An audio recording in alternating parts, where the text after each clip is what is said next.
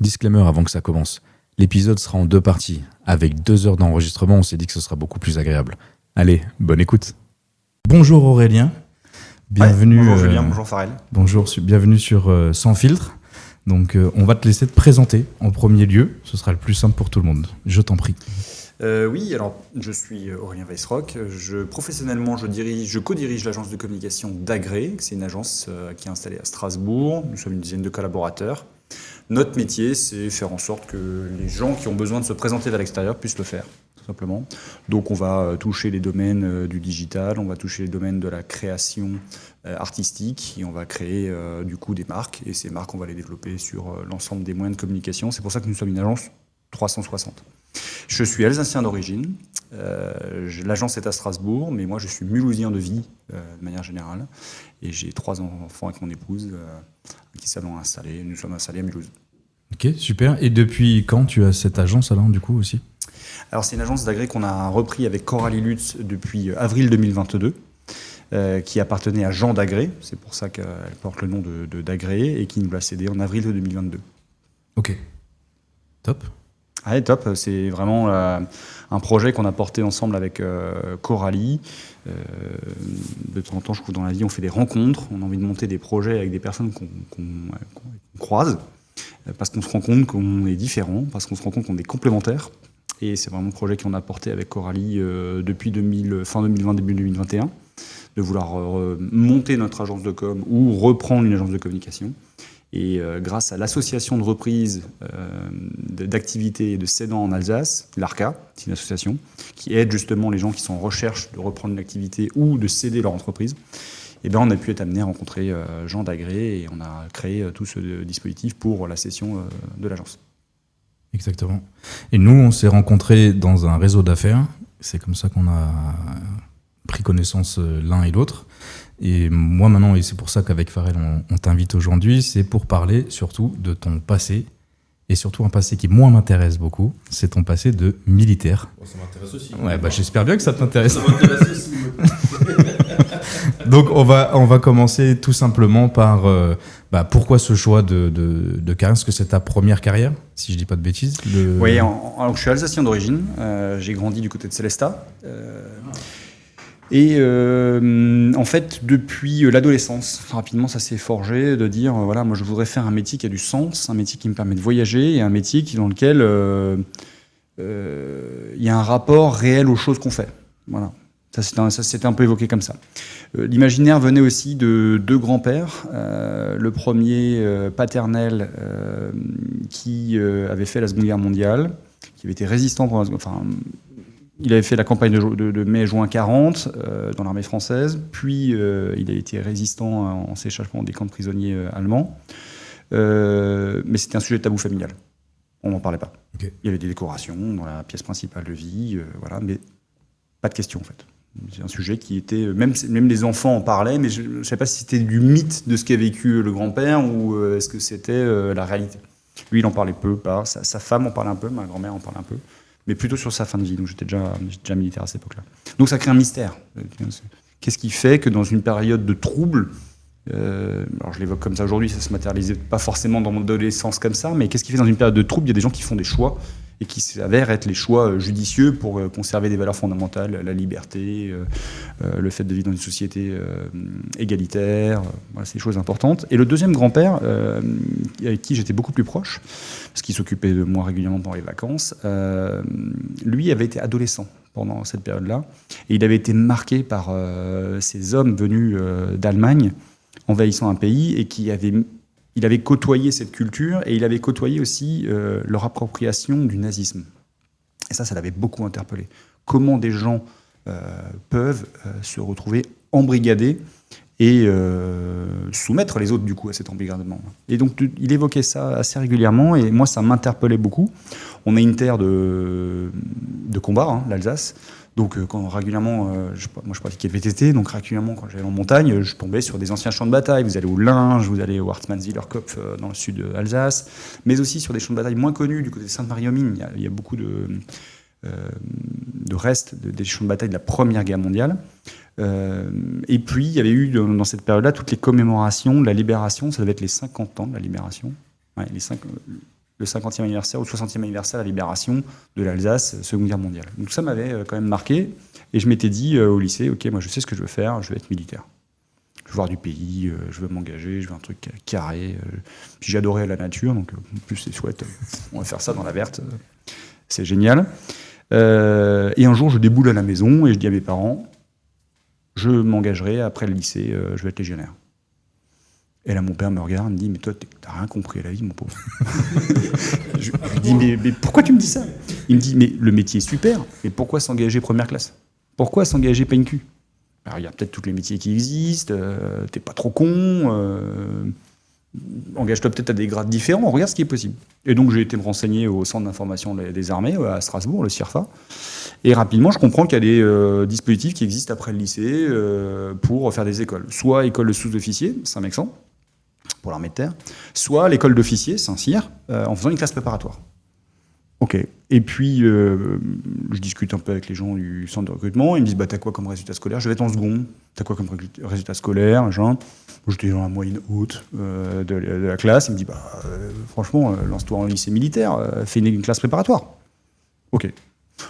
Je laisse un peu ce truc-là tomber. Première, tout, terminale, c'est parti, je fais mon dossier de classe prépa. Et je suis pris en classe prépa dans un lycée militaire qui est à Saint-Cyr-l'École, à côté de Paris, à côté de Versailles. Et donc je commence une classe préparatoire, prépa école de commerce, en lycée militaire.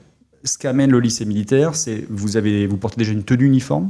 Tout l'encadrement, ce sont des encadrements militaires. Les professeurs sont des professeurs civils. Mais pour les préparer au concours militaire, vous avez dans le programme scolaire déjà le nombre d'heures de sport pour préparer au concours, puisque dans les oraux du concours de Saint-Cyr, il y a des épreuves de sport. Okay. Et donc des épreuves de sport un petit peu velues. Donc c'était comme bien d'avoir dans son programme du quotidien, quoi qu'il arrive, déjà des séances de sport. Et c'est pour ça que j'ai été rejoindre cette classe prépa militaire. Et ça, c'est encadré par des militaires ou juste des professeurs civils? Tout ce qui est sport et tout ça, c'était... Alors le sport, ce sont des sous-officiers de l'armée de terre qui sont dans l'encadrement. Mais le reste des professeurs sont complètement civils. Okay. L'encadrement du quotidien, parce que c'est un internat, l'encadrement du quotidien, en revanche, ce sont des militaires. Donc il y a déjà une compagnie, il y a déjà des sections. Donc ceux qui sont en sciences sont par la même filière que les économistes et que les littéraires. Et donc ça forme chaque fois des sections. Chaque section est encadrée par un sous-officier. Et puis la compagnie est encadrée par un capitaine qui est muté là 3 ans dans ses mutations. Donc ça permet déjà de comprendre un peu... moi je m'étais dit, bah, au moins j'aurai une vision un peu de ce que c'est cette profession. Même si je ne la ferai pas, je la toucherai du doigt. Et rapidement, c'est ce qui m'est arrivé en pleine face. J'arrive dans une classe préparatoire où en fait je suis avec beaucoup de jeunes qui viennent des lycées parisiens, donc niveau scolaire, moi je suis au fond à droite, alors qu'ils sont tout devant en train de galoper déjà. Nombreux sont quand même des enfants de militaires, aussi des enfants d'officiers déjà. Donc je comprends qu'il y a... Voilà, c'est un milieu qui est au départ plutôt fermé, c'est plutôt des jeunes qui ont déjà connu le milieu militaire, ils connaissent très bien comment fonctionne Saint-Cyr, ils connaissent les traditions de l'école. On est quand même on est 2 tiers, 1 tiers. 2 tiers qui connaissent bien, 1 tiers qui ne connaissent pas. Mais finalement, tout ça fait une super cohésion, parce que nous, on amène des questions naïveté, comment ça fonctionne, pourquoi ça fonctionne comme ça, voilà. Et ça, c'est en dehors des heures de cours, hein, on échange entre nous. Mais voilà, ils réussissent à nous emmener dans l'histoire. Et puis les anciens qui sont passés des années auparavant, quelques années auparavant, reviennent au moins 1 à 2 fois par an pour évoquer comment ça se passe à l'école, quelles sont les traditions, qu'est-ce qu'on y fait. Donc on côtoie déjà des gens qui sont à Saint-Cyr. Donc ça c'est super. Et là moi, ça a été la révélation que j'étais au bon endroit, quoi. Je me suis complètement éclaté. Alors je m'éclatais en comprenant que j'étais au bon endroit. Mais au mois d'octobre, le coup près est tombé. Sur 30 élèves, il y en a 8 qui ont dégagé. J'étais le 9e, quoi. Donc, toi, on te garde, mais en Noël, tu n'es plus là. Ah oui. En classe préparatoire, c'est comme un peu le challenge. C'est le truc, voilà, il fallait crémer pour éviter d'avoir des élèves qui sont là pour rien, mais des élèves qui peuvent avoir les concours. Parce que même si on passait majoritairement le concours de Saint-Cyr, dans ma filière économiste, je pouvais passer n'importe quelle école de commerce. Donc il me disait, bon, Saint-Cyr, c'est chouette, tu voudrais le faire, mais t'as pas le niveau, tu tenteras une école de commerce de province, ce sera sympa, on va te garder, quoi. Donc ça, c'était en octobre. En décembre, il me conserve encore, et là, on savait qu'on finissait l'année. On finit l'année, machin. L'adjudant qui était mon chef de section vient me voir, il me dit tu sais, le conseil de classe, ça va être un peu compliqué pour toi, tu sais que t'es pas dans les meilleurs de la classe. Mais bon, en oral, tu te débrouilles pas trop bien, on va voir ce que dit le conseil de classe. Et le conseil de classe, il garde, sur les 30 de début d'année, on n'était plus qu'une vingtaine, et 15 passent, et je passe le 15e. À l'oral, vous êtes pas mal, mon jeune ami. Enfin, on casserait pas, les profs parlent un peu comme ça, quoi. Ouais. Bon, bah oui, vous nous faites rire, De temps en temps, c'est sympa. Et puis une fois ou deux, je sais pas pourquoi, vous avez des élans de lumière en colle. Donc c'est les oraux du soir, ça. Quand on en classe prépa, on a les cours la journée et les oraux le soir, l'école. Et en colle, je me débrouillais pas trop mal. Donc il disait, mais pourquoi il y arrive à l'oral et pas à l'écrit? Mais bon, au mieux, vous aurez un concours en 3 ans, mon jeune ami. En 2 ans, c'est pas possible. Et la deuxième année se passe, il y a les 14 de la classe qui sont dans une moyenne qui va jusqu'à globalement 9,70, et moi j'étais à 7, quoi. J'étais au fond, derrière, je n'avais pas rattrapé mon niveau que j'avais pas acquis au lycée, quoi. J'arrivais pas. Mais je bossais, et puis il y avait une super cohésion dans notre section. On était vraiment tous différents, mais on s'entraidait. Moi j'avais un élève d'année, la première année, j'avais un élève de deuxième année qui m'a pris tous les soirs et qui m'a dit non, tu t'assois là, tu te mets derrière moi et on bosse. Il m'expliquait pas tout le cours à bosser, mais il me disait si t'as une question, tu me la poses. Voilà, donc c'est ce qu'on appelle le père tradi. C'est lui qui transmet aussi des réflexions sur l'école, sur qu'est-ce qui se passe dans les armées après, ou pourquoi il faut faire Saint-Cyr, pourquoi c'est important de faire Saint-Cyr. C'est quand même bien d'y bosser aussi pendant déjà la classe prépa, même si c'est pas l'objet même de cette phase d'études. Mais on est hyper entraînés. Fin de l'année scolaire arrive, on passe les concours, et grande surprise, dès la deuxième année, je décroche le concours. Donc je me souviens de mon prof de philo qui aujourd'hui est un professeur émérite sur Paris, et il m'a regardé, il m'a dit je comprends toujours pas comment vous Tu m'étonnes. Le jour du truc, quoi. En fait, j'ai envie de dire perché, moi je l'ai eu. Et puis je leur dois, enfin je veux dire, c'est eux qui ont réussi à nous emmener collectivement vers ce concours. Et sur toute ma section, donc la 15, on était 15 en deuxième année, je crois qu'on est, on est 11 à l'avoir eu dès cette deuxième année-là, et après ceux qui ont encore redoublé l'ont eu l'année suivante, on a presque tous eu, quoi. C'était on avait une super promo, quoi. Et donc là, j'intègre Saint-Cyr.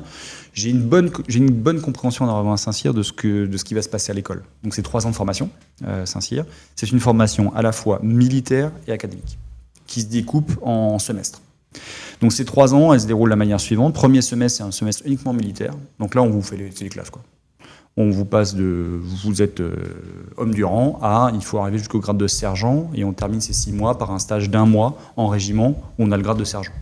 Donc il faut comprendre comment ça fonctionne. Un sergent, il dirige un groupe de 10 personnes. Voilà. Donc il faut apprendre à se débrouiller tout seul en forêt dans un cadre de combat, et puis monter jusqu'à la compréhension de comment on dirige 10 personnes, et on est le responsable de ces 10 personnes-là. C'est ça, ces 6 mois de Donc ça veut dire qu'à partir de ce moment-là, tu commençais déjà à faire tous les entraînements comme on voit dans les reportages. Oui, complètement. Ça serait se faire réveiller en pleine nuit, toutes ces choses-là. Bah là, c'est 6 mois purement militaires, donc des marches 2 fois par semaine, des entraînements sportifs tous les jours, des entraînements sur le terrain. Là, c'est tout le temps, vous êtes tout le temps sur le terrain. Là. Vous êtes dans le camp de guerre Coët-Quidan, donc c'est en Bretagne, l'école de Saint-Cyr est en Bretagne, et vous grenouillez dans ce camp-là toute la journée avec des entraînements, avec des cours, mais c'est des cours militaires. Comment faire dans une zone minée, et puis après le cours d'après, c'est comment on se débrouille dans une zone qui est polluée par des pesticides, enfin pas des pesticides, mais des éléments biologiques. Vous rechangez de cours, c'est comment vous démontrez votre arme, ensuite vous passez au tir, du tir vous partez en marche de nuit, du marche de nuit le lendemain matin c'est un test sportif de course à pied, et l'après-midi vous êtes reparti sur 3 heures de théorie sur la reconnaissance des équipements des armes étrangères. Voilà, c'est 6 mois de formation comme ça, vous arrêtez pas. Là, moi, ça a été l'éclate complète. Enfin, je veux dire, j'étais dans le milieu, à l'endroit où je voulais. C'était vraiment super. Et à la fin des 6 mois, là, on bascule en cours académique.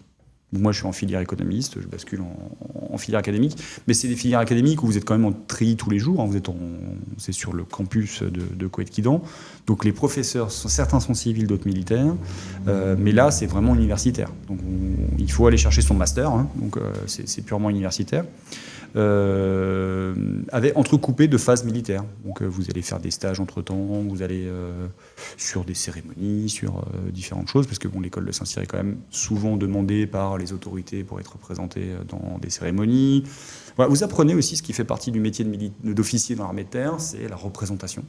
Il faut être capable d'échanger avec un préfet, avec un chef d'entreprise, avec une autorité politique. Donc c'est ces moments-là qui font que, entrecoupés pendant votre temps universitaire, vous allez comprendre comment tout ça fonctionne. Et puis les cours universitaires sont quand même d'assez bon niveau, puisqu'il y a des gens qui viennent un peu de partout. On travaille je me souviens de certaines conférences, on avait reçu Valéry Giscard d'Estaing, qui à ce moment-là travaillait sur la Constitution européenne. Il y avait eu d'autres cours ou d'autres conférences qui avaient été menées par l'ancien responsable de l'équipe de hand de France, qui vient expliquer son style de management. Daniel Constantini. Ça doit être Daniel Constantini. Daniel Constantini Non, encore avant, je crois, à l'époque d'avant. Encore à l'époque d'avant. Ouais. Ah, je connais pas. Mais ça, c'est déjà pas mal. Mais c'est génial parce que vous venez croiser la notion aujourd'hui qui est beaucoup plus présente dans la sphère de LinkedIn, par exemple. Le croisement entre qu'est-ce que manager, qu'est-ce que leadership, management, toutes ces notions-là, où le chef militaire se dit moi, je ne suis pas un manager, je suis un chef. Voilà, mais il faut quand même croiser ça parce qu'il y a du management dans le leadership. Donc c'est hyper enrichissant. Et ça dure 3 semestres. Et la dernière année de Saint-Cyr, alors là, vous repartez pour 6 mois de pur militaire. Mais cette fois-ci, c'est que des stages d'aguerrissement. Donc ça, c'est les fameuses vidéos que vous voyez. Donc il y a le stage commando en Guyane. Okay.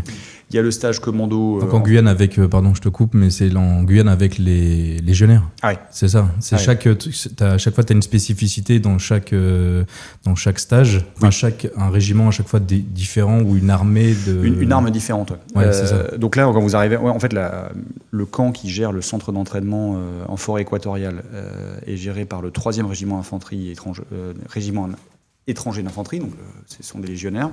Donc vous arrivez en pleine nuit, bien sûr en Guyane il pleut, vous êtes dans le camion, vous êtes au fond du camion, vous arrivez à l'aéroport, vous montez dans le camion, vous descendez du camion, et là les gens vous disent « Ah, stagiaire, toi stagiaire, pose le sac ». Voilà. Bon, enfin, là, j'imite mal le légionnaire, je suis désolé. Mais là, vous changez complètement d'ambiance, et ce qui est très bien, c'est que ça casse le truc aussi, parce que là, vous êtes déjà au grade de sous-lieutenant, à cette époque-là. Bah oui, mais le légionnaire, il est caporal, mais il est le formateur. Dans l'armée, il y a une notion qui est très intéressante, la fonction prime sur le grade. C'est-à-dire que quand vous êtes dans un camion et que vous n'êtes pas responsable du conducteur, mais le pilote, il a ses consignes et tout, vous n'avez rien à lui dire. Sauf, vous pouvez l'aider sur le code de la route, mais vous n'allez pas lui dire « je vais à gauche, je vais à droite ». Non, il a sa mission, il est responsable, il vous emmènera du point A au point B, ou son chef direct lui a demandé de vous emmener, mais vous n'avez rien à lui dire. Donc, c'est-à-dire que si même toi, tu es plus gradé que lui ou que son chef, si tu lui donnes un ordre, il n'est pas obligé de t'écouter, quoi. Il n'est pas obligé d'écouter si je viens contrevenir à sa mission. Ok. Si je lui dis, tiens, on va acheter des clopes en passant, il me dit, non, on va pas acheter de clopes en passant, quoi. Moi, j'ai une mission de vous emmener, j'ai joué à telle heure, les clopes, c'est pour plus tard. Ouais. Non, mais par exemple, c'est des choses un peu comme ça, et ça, c'est très intéressant. Et donc là, dans ce cas de ce stage, tous les légionnaires auxquels on est en contact sont des formateurs, et donc la fonction prime sur le grade. Okay. Donc ils ne vous appellent pas mon lieutenant. Pour casser encore le truc, il appelle stagiaire. Mais pour ton grade, quoi, il t'appelle stagiaire. Incroyable. Stagiaire. Mais ça, c'est vraiment la méthode Légion. Et donc 3 semaines de stage en forêt. Donc dès le lendemain, vous êtes dans les apprentissages proches du camp. Et je crois que fin de semaine, vous êtes déjà en jungle, nuit en jungle, toute la journée en jungle. Pour plonger. Loin de tout, quoi. Oui, en fait, l'idée, c'est de casser les repères. C'est casser les repères, voir comment vous vous débrouillez en cassant les repères. Parce que là aussi, le rôle des chefs à Saint-Cyr, c'est de faire un classement. Du premier au dernier, donc tout est noté. Tout ce que vous faites dans les cours classiques sont notés, mais toutes les épreuves militaires sont notées. Dans des rallyes, au quotidien. Donc on juge votre attitude, mais aussi les résultats. Vous démontez votre arme en combien de temps, combien de secondes, bah ouais, ça, c'est une note. Ouais. Mais le lendemain, comment vous avez commandé ces fameux 10 hommes pendant 1 heure, vous êtes noté. Et pendant ces stages d'aguerrissement, on vous note aussi. Vous avez fait quel temps sur la piste Liane, par exemple. Vous avez fait quel temps sur la piste... Et Jaguar aussi, non? La piste Jaguar, exactement. Ouais. Jaguar humide. C'est ça que se surnomme. En même temps, vu le temps qu'il y a là-bas. Ouais, ça ressemble un peu à les mud races viennent de là. Okay. Les mud races, c'est la déclinaison civile de certaines épreuves militaires dans les stages commando.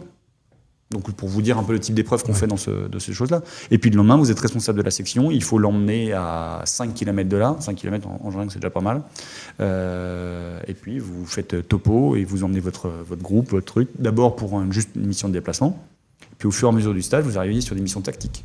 Donc on vous largue en hélicoptère dans un fleuve, il faut rassembler la section, il faut faire une mission tactique pour faire exploser un camp retranché virtuel, et puis s'exfiltrer. Et là, vous êtes noté tout le temps.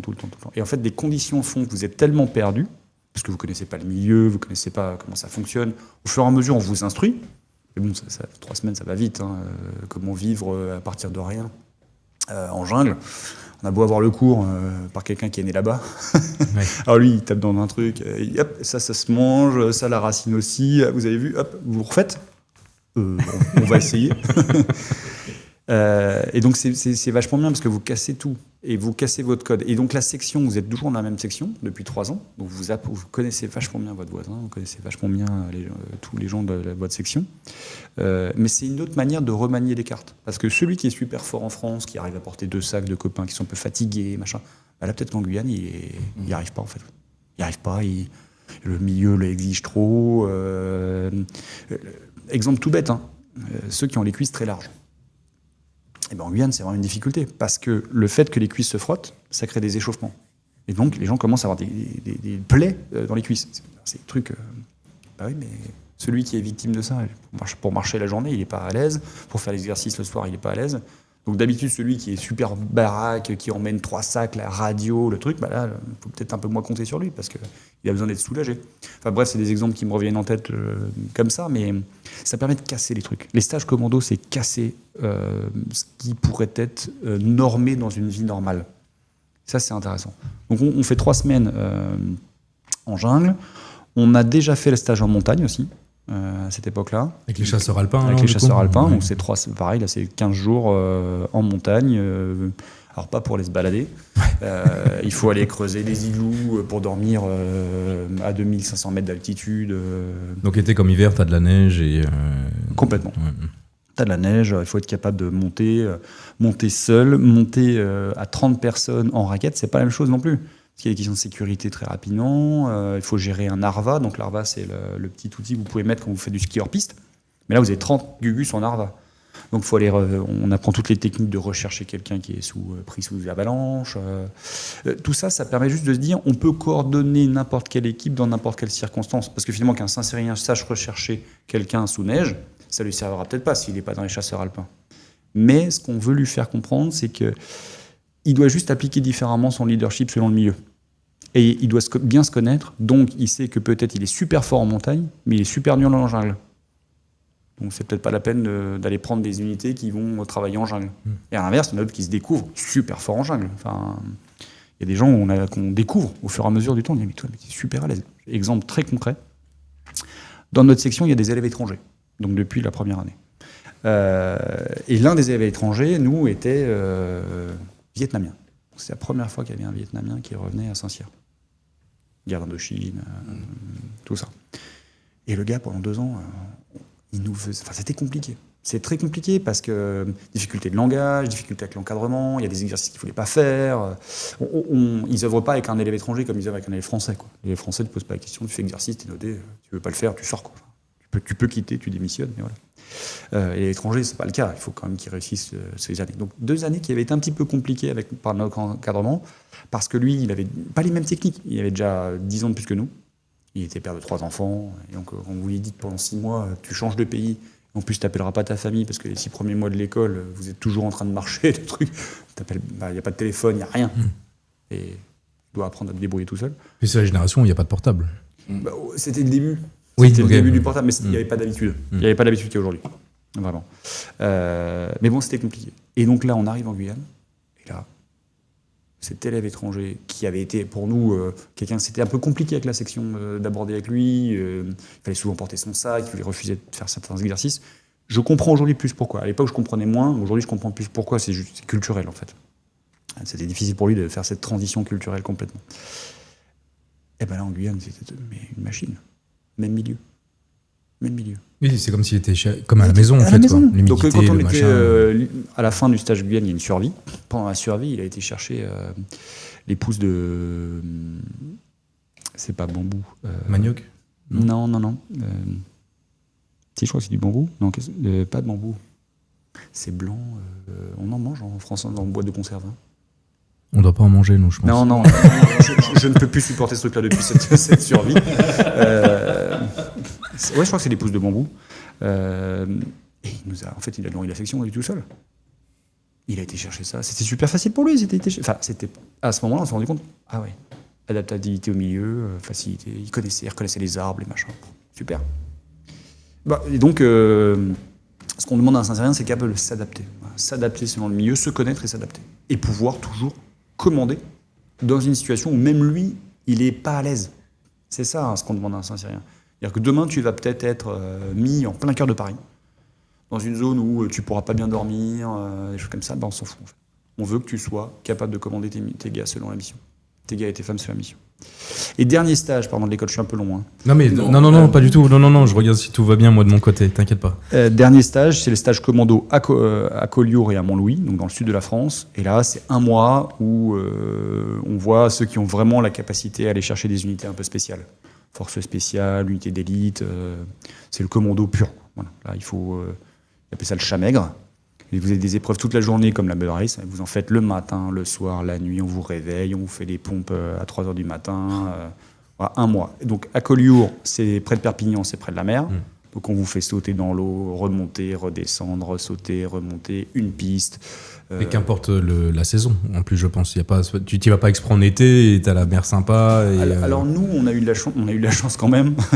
Je crois qu'on a fait ça fin du printemps. Non, franchement, ça va. T'étais pas en mois de décembre à sauter dans l'eau froide et avec le vent du sud. Non, okay. Franchement, on a été chanceux. Mais ceux qui font le stage dans le reste de l'année, ils ont le même stage. Sauf pour des mesures de sécurité, il y a des choses qui ne sont pas faites de temps en temps. Oui, parce que j'ai des copains j'ai un copain qui commande cette unité-là. Il prête attention à ce qu'il n'y ait pas de problématique de risquer la vie d'un stagiaire. Mais sinon, il faut aller pousser les gens. Donc, on les pousse par la fatigue, on les pousse par les exercices qu'ils n'ont pas l'habitude de faire, par le vide. Beaucoup d'escalade. Beaucoup d'escalade. Bien sûr, avec des chaussures militaires, pas avec des chaussons d'escalade. Trop facile. Parce qu'à l'époque, c'était la Rangers. Il n'y avait pas encore les nouveaux formats de chaussures. Et donc, voilà, un mois brut comme ça. Et ça finit presque la scolarité, parce que vous finissez ça en mai. En juin, vous avez les résultats complets des 3 années.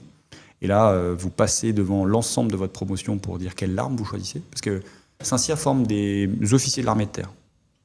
D'unité de combat. Mais après, il faut choisir la spécialité.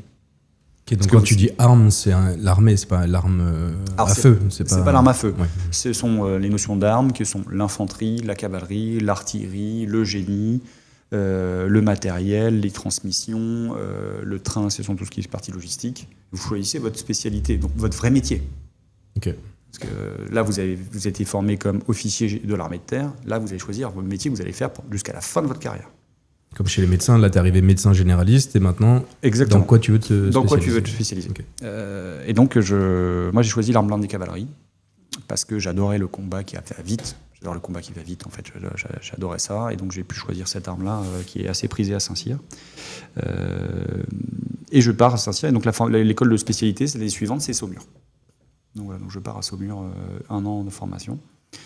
Alors là, vous testez tout ce qu'on peut faire en cavalerie, à pied, parce qu'il y a des cavaliers qui sont à pied, des unités de reconnaissance qui sont aussi à pied, en blindé léger. On se forme au Charles Leclerc aussi. C'est l'époque où le Charles Leclerc était dans sa période de forte montée en puissance. Et puis au fur et à mesure, vous choisissez aussi votre spécialité. Voilà. Donc moi, j'ai choisi une unité de renseignement légère. Et j'ai choisi de partir à Angoulême, qui est un régiment des troupes de marine. Donc, des gens de l'armée de terre qui portent le nom de troupes de marine. C'est un peu particulier. En fait, c'est des unités qui ont l'habitude de partir à l'étranger dans les anciennes zones d'influence française. Voilà. Donc à la fois outre-mer et à la fois dans les zones d'influence française. Donc à l'époque, c'était le Sénégal, Djibouti, la Côte d'Ivoire. Question peut-être, est-ce que tu as pu essayer du coup tous les corps d'armée pendant ta formation, comme juste avant, tu disais les marines par exemple. Est-ce que tu as fait des trucs en sous-marin ou en bateau pendant ton école ? Ou pas du tout, vraiment? Non, on a peu de contacts avec les autres armées pendant Saint-Cyr. On a des contacts avec les autres écoles parce qu'il y a un séminaire pendant les 3 ans qui se déroule à Paris qui s'appelle le CIGEM. C'est des conférences de haut niveau. Je dis haut niveau parce qu'on rencontre le président de l'Assemblée nationale, ce type de personnes. Mais on côtoie des gens de ces écoles-là, mais on ne voit pas dans quel milieu ils travaillent. Okay.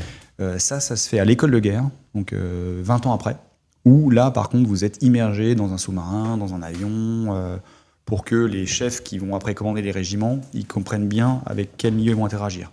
Là, vous arrivez lieutenant en régiment, vous commandez 30 Gugus, quoi qu'il arrive, votre milieu, il est terrien. Et la relation... Saint-Cyr, c'est spécial terre. Spécial terre. Ouais. La relation avec une autre armée, elle se fait par l'intermédiaire à chaque fois. Donc c'est cet intermédiaire qui va vous acculturer. Exemple, quand vous avez un officier qui vient faire tous les travaux d'appui au sol de l'armée de l'air, il n'est pas en contact directement avec un lieutenant. Lui, il va travailler avec le commandement des opérations du régiment ou celui du commandant unité. Moi, ça m'est arrivé, voilà, j'ai rencontré plus tard ces gens-là, mais j'avais déjà 10 ans d'armée de terre en unité de combat. Donc c'est l'étape d'après que vous apprenez à interagir avec eux, parce qu'il faut, quand il faut guider un Rafale pour faire un appui-feu, ça vous apprenez plus tard. Okay. Et donc j'arrive à Angoulême, muté au 1er septembre, et je crois que le 9 septembre, j'étais en Côte d'Ivoire. Direct. Oui, direct. Régiment partait. Le régiment partait, c'était à l'époque où il y avait encore les tensions en Côte d'Ivoire entre le nord du pays et le sud du pays. La rébellion avait déjà pris une bonne partie du nord du pays, et la mission, c'était de surveiller la zone qui avait été définie par l'ONU, une zone tampon, où les deux armées ne devaient pas aller, pour faire en sorte qu'il n'y ait pas de conflit supplémentaire. Donc là, on est en 2006. On est en 2006. Oui, tu es resté combien de temps là-bas sur cette mission? Je suis resté 6 mois sur cette mission. Ouais, okay. On devait partir 4. Non-stop. Non-stop. Donc moi, j'étais déployé à Bouaké. Donc c'est la ville principale du nord du pays. Et la mission, c'était d'échanger avec les forces, ça c'est l'époque qui étaient les forces indépendantistes, rebelles indépendantistes. Et aujourd'hui, ils ont recréé une armée commune, et les anciennes forces rebelles ont intégré l'armée ivoirienne. Mais ça s'est fait au moins 10 ans après que nous soient partis. Ah oui, quand même. Ouais. Donc 2016, alors pour eux, cette intégration, à peu près, grosso modo, quoi. Ouais, il faudrait que je discute avec mes copains de promo qui sont ivoiriens, parce que super, on a aussi des camarades de promotion de Saint-Cyr, ça c'est une grande force de l'école, qui sont originaires de ces pays-là, et j'ai un super copain moi, qui est ivoirien, et on évoque son sujet régulièrement. Et je crois que c'est fin des années 2010 qu'ils ont réussi à reconstituer le pays et une armée commune. Ok. Incroyable. Et après, retour en France? Retour en France. Toujours Angoulême, alors? Donc là, Angoulême, ouais, vraiment Angoulême. Et là, j'ai cette chance-là de basculer aux classes, donc je vais former mon propre peloton. Donc dans la cavalerie, on n'appelle pas ça une section, on appelle ça un peloton. Et donc je vais former ce qui va devenir mon unité à moi. Donc ça, c'est super. Vous recevez 30 jeunes qui arrivent en civil un jour, et puis 4 mois plus tard, il faut qu'ils soient formés. Donc c'est une super période où, en tant que chef, on fait tout le programme de formation. C'est nous qui définissons où est-ce qu'on va faire les manœuvres, pourquoi, comment. Voilà, et donc là, tu es toujours lieutenant alors dans le... Je suis toujours lieutenant, tout à fait. Je forme mon peloton, et mon peloton, je rejoins mon escadron, qui était le premier escadron du 1er IMA. Et dans la foulée, on part à Djibouti. Juste après leur formation? Oui, on les a formés 4 mois, donc, c'est 6 mois, pardon. C'est 6 mois la formation initiale, et après une formation de spécialité, c'est 6 mois de nouveau. À l'époque, un soldat ne pouvait pas partir sans avoir passé 1 an de formation. Ok, 1 an quand même. Oui, parce que les temps de formation avaient tendance à être réduits, et on a la période d'Afghanistan, là, 2008. On s'est rendu compte, l'armée française s'est rendu compte qu'il fallait quand même qu'il y ait un minimum de formation avec les soldats sur le déploiement d'opération. Et donc, il fallait cette année, un soldat ne pouvait pas partir en dessous d'une année. Et donc, on est parti à Djibouti avec mon unité 1 an et 2 mois après le début de leur formation. Là. Donc, ça fait de 2007, globalement, de 2007 avant 2007 à fin mi-2008, on les prépare, et puis ensuite on part à Djibouti. Donc il y a un terrain d'entraînement super, qui est aussi un terrain de conflictualité. Finalement, pendant qu'on est arrivé, il y a eu des tensions avec l'Érythrée. Donc on a été déployé au nord de Djibouti, face à l'Érythrée, pour créer une zone tampon, on va dire, pour éviter que les deux armées ne rentrent en conflit réel. Il y a eu des escarmouches, Voilà. Un mois perdu dans le désert.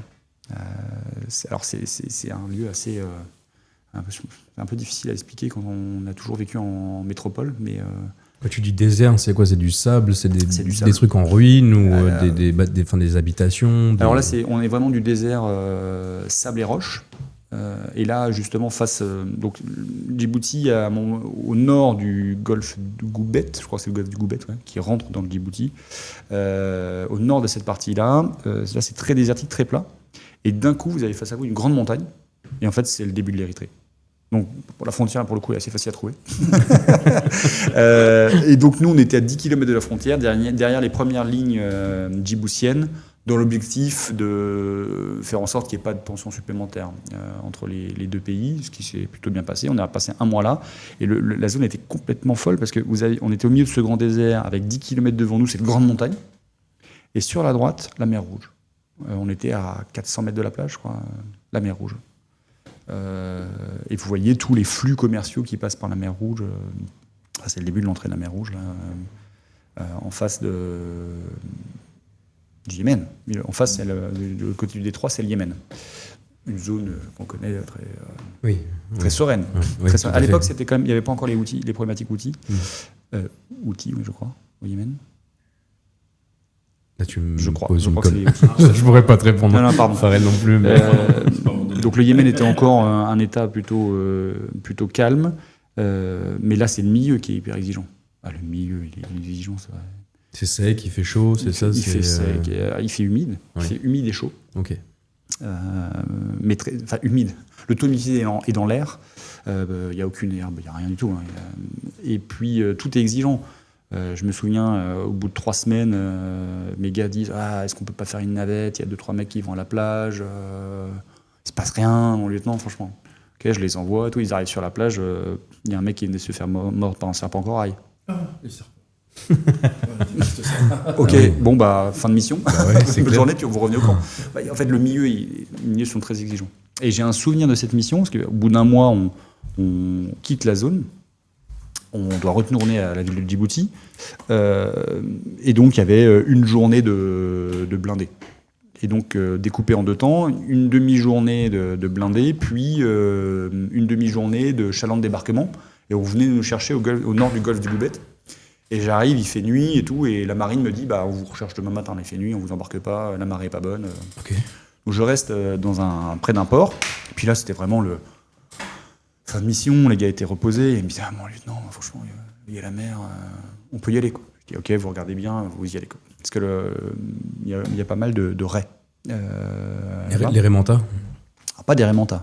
Il y a aussi des raimentas, mais là c'est des petites raies et qui viennent piquer en fait juste au niveau de la malléole, parce qu'elles ont un dard, elles viennent piquer sur la malléole. Et puis c'est empoisonné, je crois aussi. Il y a du poison dedans. Exactement. C'est ça? Et le médecin nous l'avait rappelé en début de mission. Il dit attention, à Djibouti, il faut faire attention à ces trucs-là. Tu peux marcher dessus parce qu'elles sont dans le sable. Exactement. Ouais, je vois Donc lesquelles il c'est, dit ouais. ne vous baignez pas n'importe où sur des zones. Donc quand tu arrives, on est acculturé à ça. Et moi j'ai dit les gars, vous vous rappelez le truc du médecin là, ouais, vous inquiétez pas, mon lieutenant, on regarde bien. La nuit tombait. Les mecs se baignent, on a des photos de dingue, ils font les cons, alors que je les avais mis un peu sous pression pendant un mois, quand même, toujours étant gilet pare-balles, par 35-38 degrés minimum la journée. Bref, ils font les fous, machin. On dort, le lendemain matin, on se prépare à partir au champ de débarquement. Et là, j'ai un de mes soldats, on les appelle les marsouins dans les troupes de marine. Donc le marsouin étant l'animal qui accompagne les bateaux. C'est l'équivalent d'un dauphin. Marsouin. Donc c'est le surnom des gens qui sont dans les unités de troupes de marine. Donc les marsouins me disent, il y a toujours un marsouin qui traîne, on ne sait pas pourquoi, il regarde n'importe où, il n'est pas à la mission, en train de dire on va embarquer les chars et tout, non, il est en train de regarder dans l'eau et tout. Et là d'un coup il me dit, mon lieutenant, oui, vous voulez me dire au revoir 2 minutes? Et là il me montre la zone où les mecs se sont baqués le soir d'avant, que des raies, remplis de raies. Mais vraiment, il y avait pas une raie dans le truc, il y avait 10 raies en 3 mètres carrés, machin. Et 0 accident. Ouais. Mais je pense que c'est un peu comme les méduses, elles doivent arriver par horaire ou je sais pas quoi. Bref. Parce que ça te transperce une chaussure sans problème, oui, ce truc. Oui, parce que les mecs se baignent en basket. Ouais. Mais en fait, ça vient taper à la malléole, donc ça tape au-dessus de la basket. Ouais, oui. Je savais que malheureusement la basket ne protégeait pas complètement. Et là, pas trop angoissé alors? Non, j'avais pas de doc en fait là. J'avais pas de médecin avec moi. D'habitude, on a toujours un médecin, machin. Et là, comme j'étais en désengagement, il n'y a pas un médecin partout et il n'y avait pas de nécessité si on faisait que ce qu'on nous avait demandé. Mais bon, l'homme est fait comme ça, et l'homme avec un grand H a besoin de voir ce qui se passe ailleurs. Oui, Puis, logique. c'est horrible, on est dans une zone où c'est compliqué et tout, là vous vous êtes désengagé, ne pas accorder un moment de plaisir aux soldats, c'est quand même... Oui, t'as la flotte à côté, machin, allez, on y va. Voilà, Oui. puis là on se marre toujours sur cette histoire. Moi je ris jaune, hein, mais, ouais, je crois que mon capitaine il la connaît pas celle-là. Il la connaît pas cette histoire. Ah, tu lui feras écouter comme ça, il sera... Si C'est t'as encore des contacts avec lui, ça Ah peut ben, être drôle. Alors, tu amènes un très bon sujet. On a énormément de contacts ensemble. Ce capitaine, on n'a pas fait les 400 coups ensemble, on a fait cette mission qui est hyper intéressante et qui était déjà ma première mission un peu touchy. Mais on est toujours en contact. Ça c'est quand même super de se dire tu vas quelque part et tu fais un métier et t'as cette vraie fraternité, hein. C'est le mot, il y en a pas d'autre, hein, j'ai envie de Mais dire. c'est ça, ce côté-là, quoi. en fait, ça crée quelque chose qui est... En fait, je le vois maintenant. Donc là, on était en 2008. Hein. Et dans tous ces soldats que j'ai formés ces premières années, je les ai gardés 2 ans et demi, parce qu'après, en 2009, je suis muté au Sénégal pour 2 ans. Donc je quitte mon peloton, et il reste à Angoulême, et moi je pars au Sénégal. Et juste avant de partir au Sénégal, au retour de Djibouti, il y a Marsouin qui n'avait pas un peu la pêche, c'était un peu compliqué, ils ne repartaient pas tout de suite en mission, c'était un peu un programme qui leur allait pas. Et donc certains ont déserté. Et donc certains, moi j'ai été chercher chez eux, alors qu'ils étaient en faux arrêt de maladie ou des choses comme ça. Et il y en a un, entre autres, j'ai été chercher, avec quelqu'un dont je voudrais vous donner le nom, qui s'appelle Sébastien Pissot, qui était un de mes chefs de groupe, commandait 10 hommes, j'en commandais 30, mes subordonnés directs, et puis on va le chercher. Et le gars nous insulte de tous les noms, vous n'avez pas le droit de faire ça, me chercher chez moi. Il me dit, mais mec, t'es pas malade, on sait bien, viens, reviens au régiment. Il est revenu 3 jours, puis après il a déserté complètement, il a arrêté ça. Et il m'a appelé l'année dernière, dans un cadre un petit peu tragique, parce qu'il y a un des soldats du peloton qui est décédé. Voilà, malheureusement, il avait une vie un peu patachonne, et il est décédé. Et il m'a appelé pour m'inviter aux obsèques à Angoulême et tout, et il me dit, je dis, mais pourquoi c'est toi qui m'appelles ? Et il me dit, vous savez, mon lieutenant, il m'appelle toujours mon lieutenant. on est 20 ans après, le gars m'appelle mon lieutenant. Enfin, pas 20 ans, mais 15 ans après, il m'appelle mon lieutenant. Et le gars me dit, je regrette cette journée. Tous les jours, je regrette cette journée. Il me dit, j'aurais dû vous suivre, en fait. Vous aviez raison. Depuis, j'ai vécu ma vie, j'ai des petits boulots, je vis bien, mais en fait, le vrai endroit où j'aurais pu mûrir pour après être un homme complet, un être humain bien professionnellement et compagnie. Oui, dans son sens à lui, oui. Oui, dans son sens à lui. C'était là. Incroyable. Et oui, c'est dingue. Mais il me le dit ça 15 ans après, alors que moi, je l'avais là, quoi. C'était mon pilote, hein, mon pilote de char. Moi, moi j'avais les méga boules. J'ai été voir mon capitaine en disant bon, un tel, il déserte. J'en voulais. J'en voulais vraiment. J'en voulais. Oui, parce que je savais qu'il faisait une connerie. J'en voulais pas pour moi. Si je l'avais choisi mon pilote, c'est qu'il était intelligent. Parce que le pilote, dans un peloton de char, le pilote du chef de peloton, il doit mieux comprendre que tout le monde ce qui se passe. Parce que un chef de char, il commande dans 3 dimensions différentes. Il commande les gars du char. Donc là, dans un char AMIC-10 RC, on est 4. Donc il doit commander le pilote, le tireur et le chargeur. Il commande là. Ensuite, il faut commander les autres chars du peloton. Parce que lui, il est en tête, en gros, c'est ça ? Ah non, pas forcément. Non, pas forcément. Il est dans l'environnement du peloton, Ok. mais il doit leur dire, au fait, un tel, tu dois aller par là, fais ça, attention, il y a un ennemi vers la gauche. Il doit coordonner l'action, donc ça fait un peloton à cette époque-là, c'était 6 véhicules. Il doit coordonner les 6 véhicules. Pas individuellement, mais il doit leur demander d'avoir des effets sur le terrain. Et ensuite, il dialogue avec son commandant unité, qui est au-dessus, parce qu'il doit se coordonner avec le peloton d'à côté. Et il doit rendre compte, j'en suis bien là, j'ai pris tel village, ou non, j'ai perdu du temps. Voilà. Donc il est dans 3 dimensions. Et donc le conducteur du char du chef du peloton, il doit être plus intelligent pour dire, ok, globalement, il a dit au char d'à côté de se déplacer, de faire un bond de 500 mètres vers le village. Moi, globalement, il va me dire de me mettre plutôt côté gauche par là, machin. Donc il n'y a plus qu'à lui dire, ok, t'as vu l'arbre en avant, plutôt que lui dire, ok, alors attends, tu vois le truc, il est parti là. Nous, on va aller de l'autre côté de la route. Voilà, donc mec intelligent. Et en fait, il n'en a pas fait il n'a pas vu que l'armée pouvait lui proposer plein de choses. Parce que je ne sais pas si c'est assez connu, l'armée est un ascenseur social. Vous rentrez première classe, vous pouvez monter dans les grades. Et voire même, on vous pousse à. Ah oui, On te pousse à grimper parce que tu n'as pas vocation à rester première classe. Tu as vocation, à minimum, à passer caporal et caporal-chef, donc des grades de militaire du rang. Tu as vocation à passer des qualifications pour diriger d'abord 3 personnes, un trinôme, puis un groupe à 10. Et puis, si tu es bon, eh ben, on va t'emmener vers des fonctions de sous-officiers qui peuvent commander aussi un peloton de 30 personnes. Parce que le première classe, pour parler en mode civil, c'est quoi? C'est un stagiaire, c'est un alternant? Ou c'est vraiment, t'es au début de ton CDI, quoi? C'est Ok. l'exécutant. D'accord. Ouais, mais il y a des gens qui restent exécutants plusieurs années. Oui. En fait, il y a des exécutants dont on a besoin. Je crois que le monde du civil a eu tendance à oublier ça. Le porteur radio, c'est un métier à part entière. Et plus il passe de temps à être exécutant radio, meilleur il est. Et on a besoin de gens qui exécutent à la perfection. Donc, dans les métiers d'industrie, on peut trouver ça, par exemple, plus. Parce qu'on va avoir des gens qui ont un métier, plus ils s'y connaissent dans leur spécificité, meilleurs ils sont. Dans le reste des métiers, on a tendance à vouloir dire c'est que tu végètes, quoi. Si tu es toujours exécutant, tu végètes. Non, il y a des métiers d'exécution où on peut grandir.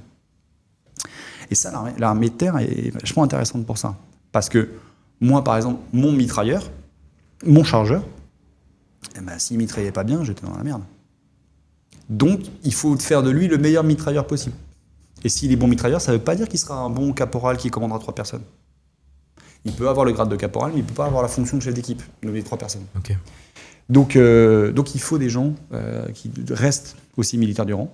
Et on a des super militaires du rang qui restent 18 ans et qui choisissent après la voie soit de commander, donc avoir 10 personnes sous leur responsabilité, soit d'être des spécialistes. J'ai souvenir d'un caporal-chef, super tireur.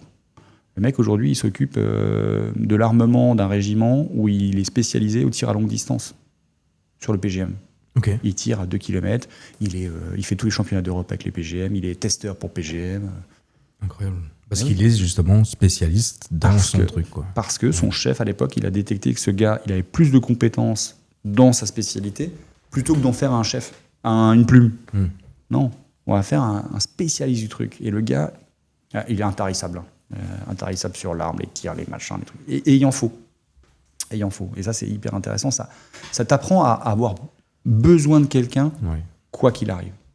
Parce que t'as beau être le lieutenant super fort, c'est bon, j'ai fait ça ainsi. Non, t'as besoin de tes gars. Parce que le super mitrailleur, c'est pas toi.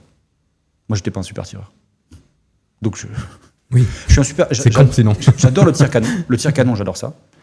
Le tir à la mitrailleuse, je suis pas fort. Okay. Pourtant, je vais pas toujours tirer au canon, quoi.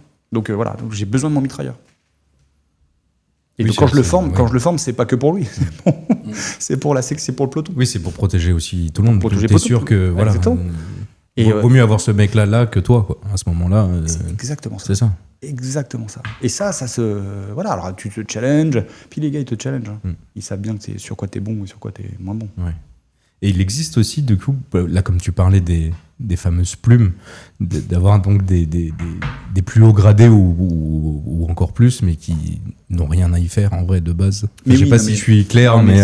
C'est comme tout métier. Il y a des gens qui sont. C'est pas des stars, quoi. Ouais, ok.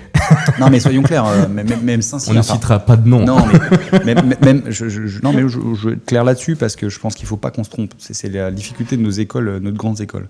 Nos grandes écoles, elles prennent sur un concours théorique.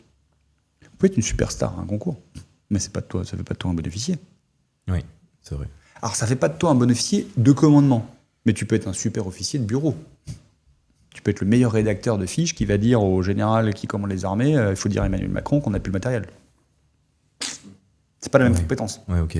Mais les premiers postes sont comme des postes de commandement. Donc, moi j'ai des camarades de promo, c'est vrai que ça va être compliqué pour eux. Et ça a été compliqué pour eux. Les histoires rocambolesques, voilà, bref. Mais... Et les donc grades... il y en a des mauvais. Ouais. Après, le système est bien fait. Le système est bien fait parce que dans l'armée de terre, vous avez toujours un adjoint. Le chef et l'adjoint, ils sont entourés de subordonnés directs qui ont une partie des compétences. Et donc, ça crée des équilibres, comme ça. Parce que dans le peloton, vous n'avez pas que les stars. Parce que quand le capitaine il fait son unité complète, donc c'est 3 pelotons, plus un peloton de logistique, il répartit les forces. il va pas mettre les meilleurs dans le même peloton. Il veut répartir un peu les forces. Donc, dans votre peloton, vous avez un des sergents. C'est le jeune sergent. Il n'est pas méchant, il est jeune. C'est pas un défaut de la jeunesse. Oui, il a plein de choses à apprendre encore, mais il est peut-être excellent dans un truc, quoi. Exactement. Mais il a besoin d'apprendre. Et donc, le jour où il part au feu, c'est peut-être le jeune sergent qui se recontacte le premier. Et lui, il faut faire en sorte qu'il soit le moins fragile possible. Donc, vous l'entourez de caporaux qui ont un peu de bouteille. Vous êtes toujours entouré. Et c'est toi qui choisis tes gars ou on te les impose? Ou est-ce que tu peux avoir une partie où tu te dis, voilà, j'en veux 2-3, c'est sûr, ces mecs-là, je les veux. C'est la bagarre. Ouais, c'est la vrai. bagarre entre pelotons. Alors, quand le capitaine dit, OK, on refait le plan d'organisation de l'escadron, vous êtes sûr que quand vous commandez un peloton, vous avez des pelotons d'officiers et des pelotons de sous-officiers. Donc, dans la même unité, vous avez des unités, des petits chars à 30, là, les groupes à 30, où c'est un officier qui commande et l'autre, c'est les sous-officiers. Les sous-officiers, ils ont 15 ans, 20 ans de régiment. Je peux vous dire qu'il les connaît, celui ça. Ouais, je te laisse un tel. Mon lieutenant, je vous laisse un tel. Franchement, c'est un bon mec. Pour un adjudant, je sais que vous êtes en train de m'en papaouter, là. Votre copain, le super, le machin, qui vous avez fait, parce qu'il y a des mecs qui ont fait leur classe ensemble, ils ont vécu le régiment. Voilà, mais ça crée un équilibre. Et quand c'est fait en bonne intelligence, et franchement, au premier arrivé à Angoulême, c'est fait en une vraie fraternité, c'est super. C'est super. Et on parlait des contacts, donc j'avais contact encore avec mes marsouins, mais avec les sous-officiers du régiment aussi. Moi, j'étais chef de peloton en même temps qu'un adjudant. Aujourd'hui, il est secrétaire général de tout le régiment. C'est l'assistant de direction du grand patron. On s'écrit, on se tutoie, on s'envoie des trucs par LinkedIn, on se chambre. Alors que lui, il est toujours dans le milieu. Il est toujours dans le milieu et compagnie. Voilà. Ouais. C'est juste, mais c'est ça qui est top, trop bien. c'est qu'on se chambre et on se retrouverait, on a des millions de choses à se raconter. Ouais. Mais parce que, voilà, on a passé des moments ensemble dans des lieux improbables, dans des circonstances improbables. Elles n'ont pas toujours besoin d'être difficiles, ces circonstances. Pas toujours. Là, avec les gens que j'évoque à l'instant, dans ma vie de peloton, j'ai pas eu de moments très difficiles. Dans la vie d'escadron, j'ai eu des moments difficiles. Donc, quand je commandais l'unité à 100 personnes, donc les 4 pelotons. Ok, ouais. Mais quand j'étais lieutenant, j'ai eu des moments un peu chauds, mais j'ai pas eu de moments de réelle tension ou de conflit. Voilà. J'ai eu des moments où j'étais présent sur des conflits, mais c'était pas, il n'y avait pas de ce qu'on appelle le contact dans l'armée. C'est quand ça tire, quand ça, voilà. Il y avait des moments où ça fusait un peu, mais il n'y a pas le lieutenant.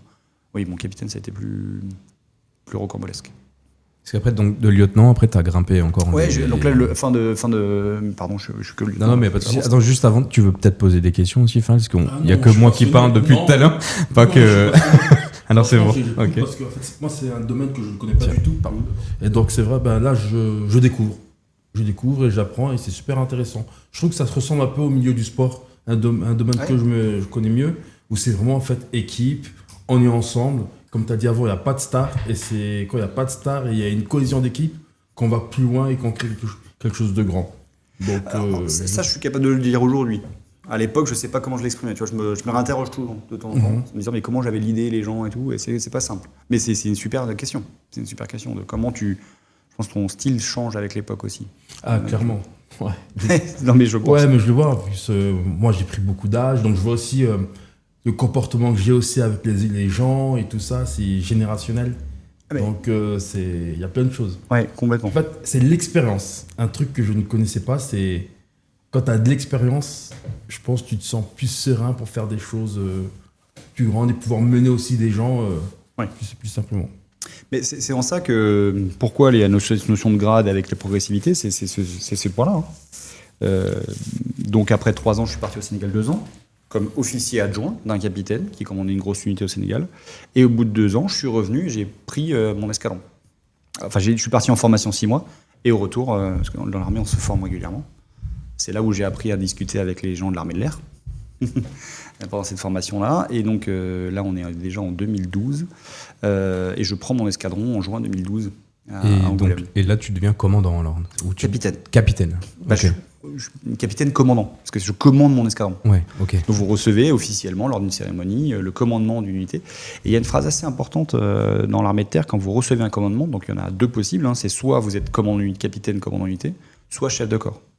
Et le chef qui vous nomme, il y a une cérémonie de tuilage entre celui qui vous donne l'unité, là où vous la prenez, où le grand chef dit à tout le monde, vous reconnaîtrez désormais pour chef et vous lui obéirez en tout ce qu'il vous commandera. Pour le bien du service, pour les honneurs de la France et selon les règlements militaires. Mais cette phrase, elle est hyper importante. Vous vous reconnaîtrez désormais pour chef et vous lui obéirez en tout ce qu'il vous commandera. Quand on vous dit ça et on vous désigne de la main, mais on est préparé à ça depuis tout petit. Je suis rentré à Saint-Cyr en sachant qu'à un moment, j'avais commandé mon escadron, une unité. Donc, il n'y a pas de surprise. Mais bon, à ce moment-là, on dit, ah ok, c'est parti. Mais tu l'encaisses quand même, là, ce truc-là, de dire Ouais, c'est maintenant, quoi. C'est pas. Ah bah surtout que dès le premier soir, c'est parti. Oui. Parce que là, on reçoit le pouvoir de sanction. Ah oui, avant, tu peux pas sanctionner tes Non, en fait, bonhommes. un chef de peloton, il demande une sanction. Ok. Là, le commandant unité, il sanctionne. Il a un Donc, t'as le de pouvoir, d'élection de sanction. ok. Donc, qu'est-ce que ça veut dire sanctionner? Ça veut dire une personne a fait une infraction au règlement militaire, enfin un soldat a fait une infraction au règlement militaire, et vous le condamnez à une... alors ça va de faire des travaux d'intérêt généraux à des jours d'emprisonnement. Ah oui. Bah, des jours d'emprisonnement. Bah, c'est du trou, quoi. C'est du trou. Ouais. Les geôles. Mais c'est quoi? C'est-à-dire, c'est des trucs avec des vrais barreaux et tout, Ah comme une ouais. vraie prison, Ouais. non? C'est ça? Mais à l'ancienne, alors. alors. mais ils sont pas enfermés. Ils sont dans un lieu fermé. Ils sont pas D'accord. enfermés, ils sont dans un lieu fermé. Et donc ils sont rassemblés le soir par la garde. Donc après le travail le soir, au lieu de quitter le régiment, ils sont récupérés par la garde. Ils dorment dans un lieu particulier, fermé, où ils peuvent pas faire ce qu'ils veulent. Où tu peux leur donner des, entre guillemets, sans être péjoratif, mais des missions de merde. Des travaux d'intérêt général. Ouais, voilà, c'est des trucs où ils vont se faire chier vraiment. Ah ben ils vont et- nettoyer une partie de la place d'armes, ils vont renettoyer des choses. Ouais, il faut que ce soit utile. Plus c'est Oui. utile, mieux c'est. Oui, bien sûr. Peut-être C'est pas être c'est punir des pour travaux- punir, quoi. C'est des travaux pas rigolos, mais utiles pour le régiment. C'est quand même pas mal de voir que les gars ont nettoyé la place alors qu'elle était crado. C'est quand même mieux que de faire n'importe quoi. Non, c'est hyper réglementé, attention. Hein, Oui, c'est pas juste t'es enfermé dans ta chambre et t'attends que la nuit passe, quoi. Non. Enfin, il y a de ça aussi à la fin, Ah, mais bah, il y a de ça aussi. il y a quand même un... Vous êtes privé de votre téléphone, vous êtes privé... Ok. Ah non, ouais, c'est un vrai temps d'isolement. Et donc, selon le nombre le niveau de sanction, soit vous sanctionnez directement vous, soit c'est le chef de corps du régiment, soit après ça monte chez le général. Ah oui, ok. Ah oui. Ouais. Si un soldat, par exemple, vient tuer quelqu'un d'autre sur la route en étant alcoolisé, il a non seulement... Il est poursuivi pénalement dans le civil, mais il est poursuivi militairement. Donc c'est double peine, en fait. Il y a une Ce genre de... Alors, il y a une notion de double peine. Ouais. Je ne sais plus comment elle se fait le tuilage, mais il y a une vraie notion de double peine, et parce que militairement, il y a une faute. Parce qu'il y a aussi il y a le tribunal militaire qui existe, quoi. Il y a le tribunal militaire Avec des qui- juges et compagnie, Tout à et fait. ce sont que des militaires. Dans ce Non. tribunal-là, non? Non. C'est des juges du civil. Les greffes sont militaires, je crois, Ok. mais les juges sont civils. Ok. Oui, Oui, parce qu'il n'y a pas d'école de juge militaire. Non, alors il y a des juges qui sont plus... Alors ça, on est quand même sur des niveaux de sanctions très élevés. Oui, là, c'est c'est- par exemple un soldat a déserté sur un théâtre d'opération étranger. Les mecs à Djibouti, il y en a qui sont partis en Somalie. Alors il n'était pas de mon unité, mais voilà. Là, on est dans un cadre juridique très particulier. Ouais.